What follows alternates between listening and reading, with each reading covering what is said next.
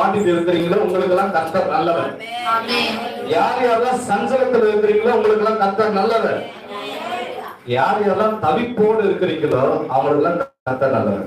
நீங்க பைபிள்ல நல்லா பாருங்க, எந்த ஒரு மனுஷன் நல்ல மகிழ்ச்சியோட ஆனந்த கழிப்போடு இருக்கிறானோ அவங்ககிட்ட ஆண்டவர் பேசியிருக்கிறான்னு பார்த்தா அதிகமா கிடையாது.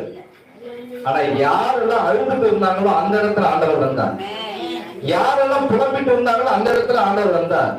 ஆகார் தண்ணீருக்காக அழும்போது அங்க யார் வருது? தேவதூதன் வராங்க. அண்ணாலு ஒரு மகனுக்காக அழும்போது அங்க என்ன பண்றாரு? ஏழு ஆசாரின்னு அனுப்புறாரு. பேதுரு சிறைச்சாலையில் இருக்கும். சிறைச்சாலையில என்ன சந்தோஷப்பட்டதா இருப்பாங்க? சிறைச்சாலையில பெருவ மரத்துல மாட்டி தொங்க விடுவாங்க தலைகள்தான். பவுலும் சீலாவும் என்ன பண்ணாங்க? அப்படிதான் தொங்க விட்டாங்க. அப்ப பேதுரு பாருங்க, பேதுரு கூட சிறைச்சாலையில இருக்கிறாரு. கொஞ்சம் கஷ்டமா தான் இருக்கிறோம். ஆனா அந்த இடத்துல தேவன் வந்து